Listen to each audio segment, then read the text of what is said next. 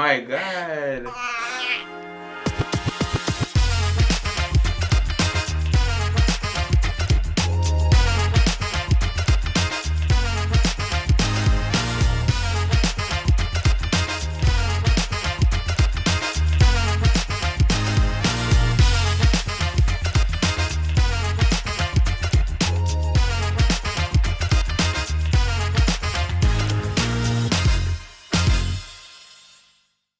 Welcome back, everybody, to another episode of What's Bruin. We hope you all had a fantastic 4-day weekend. Tell us down below what you did over your weekend to be featured in the next episode. Well, let's get straight into it. This time we have no time to waste. This week we will have announcements as always, lunch interviews with Hayden Monroe, story of the week with Izzy Lynn, and Joel DeFever in the field. Attention all juniors, want a chance to earn some scholarships, free swag, free food, and a head start for your senior year? Sign up for the College and Career Boot Camp Workshop this summer. See Mrs. Jones in the CCC for more information. For the Culture, we'll be sponsoring a college tour of Lincoln College and an HBCU on April 19th. If you are interested in attending, please see Mrs. Davis in the office, Coach Johnson, or Miss Jones for additional info. All seniors in search of a high-paying job are welcome to attend the Senior Job Fair on April 18th. Transportation to and from Northwest will be provided. See Miss Jones and scan the QR code today to start earning some great cash. With all those announcements out of the way, let's tune in to lunch interviews with Hayden Monroe. We're asking people, what's your opinions on the e-hall pass? I don't mind it. It's not too big a deal. I mean, it's a little weird to change it, but E-Hall Pass, I'm excited to see where it can go. I think it's got some useful tools, and I think it'll be good. There's no lost agendas, and it's easier to track. So I'm excited to get it in full implementation. All right, thank you, sir. Yep. Oh, I don't like it. Why is that? I just hate how it tracks for 5 minutes. I used to change it. I used to change it from like, say it was 125, I would change it to 126 to get an extra minute. I can't change that anymore. So you would purposefully hack the system to get out for an entire extra 60 seconds. Is Mr. Ornament going to see this? Yeah. Cut that out. I hate it.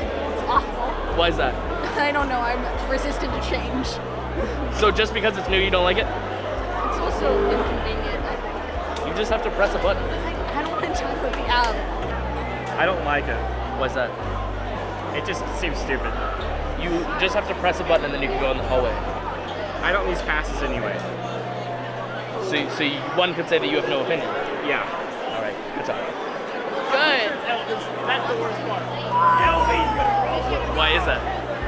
Because All right, thank you, Georgia Little. Let's move on to story of the week with Izzy Lynn. Hi Grizzlies, I'm Izzy Lynn and welcome to Story of the Week. This last week, Northwest's band held a concert following their recent trip to District Common Assessment. Here's Dr. Leopold with a couple of comments on this year. Here I am with Dr. Leopold for an inside scoop on the band concert. Okay, first of all, what preparations go into the band concert, Dr. Leopold? Well, preparations, we spend most of the semester a couple of months ahead of time going through rehearsals, sectionals, maybe sometimes outside of class, but most of the preparations we do are in the classroom. And this last concert was also a festival concert, so we were preparing for not only the concert, but for city festival and for state festival that's still coming up. To follow up on that, how early in advance do you usually start planning for a concert like this? Well, I start planning by picking out the music. For this concert, which was in April, I started in November thinking about the music. We didn't start practicing the music until this semester in January. So I guess, what is that, 2.5 months? Okay. Next question, how do you choose your songs? Well, I do it a little bit differently than other people. I choose it based on a few criteria. Number one, what music actually fits the band. Each year, the band has a different character, different likes, and they react, better to some things than others. So that's the first criteria. Number two, what do I think that I would be able to listen to for 3 months? And if that meets both of those, and it's the right, difficulty level, then it gets in the folders. Were you happy with how this concerts went? I was more than happy.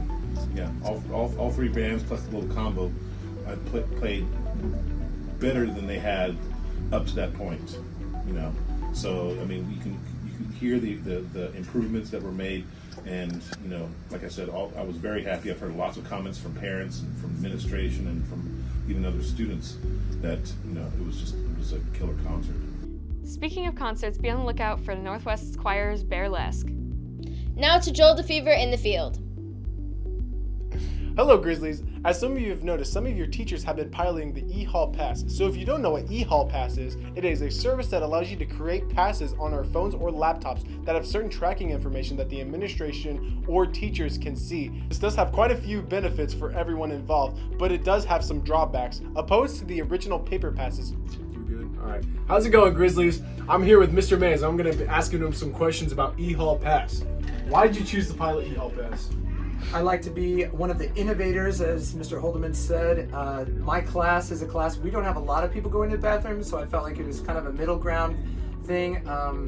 And so for me, I'm looking for a way to keep the kids accountable on how long they're going, because for me, I need to be teaching. I don't need to be looking at the clock. If kids gone 10, 20, 30 minutes, that's not something I want to worry about. I love to have something to take that off my plate.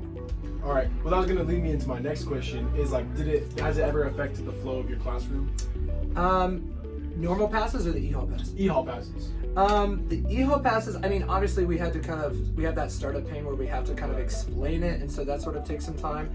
But in general, right now, we're set up on AutoPass, which is working pretty well. Students are able to start and stop their own passes, which puts a lot of responsibility into the students' hands. I like giving young adults that sort of responsibility because they are people who are going to be adults in just a few years. So right now in my own class, I never ask why they're going to the bathroom. I let my students go at their free will, and because I think that they're mature adults, I don't have to ask anybody to go to the bathroom, but it has to be within reason.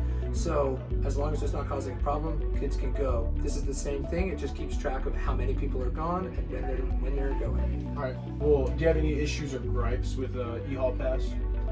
My only issue right now is basically instead of signing an agenda, students come up to me either with their phone or with my phone. I have to do it. And sometimes the lagging of the technology, it's sort of sputtering as opposed to boom, the paper's always ready to go. So that's a little bit frustrating, but I think that might be a thing where just keep working out exactly the way I want to run my class and run my e-Hall passes. All right. Well, thank you very much. Thank you. Well, whether you like it or not, the e-Hall Pass is staying. It will be fully implemented in all of our classes on April 17th. Well, thank you, Grizzlies, for listening to this segment of In the Field, and I hope to see you in the next one. Well, Grizzlies, it's been a great semester so far. Keep up the good work so we can finish this year strong. Be sure to follow us on Instagram at nwhs.whatsbruin to stay on top of the latest updates, see exclusive clips, and be featured in upcoming videos. See you next week, Grizzlies. Roar!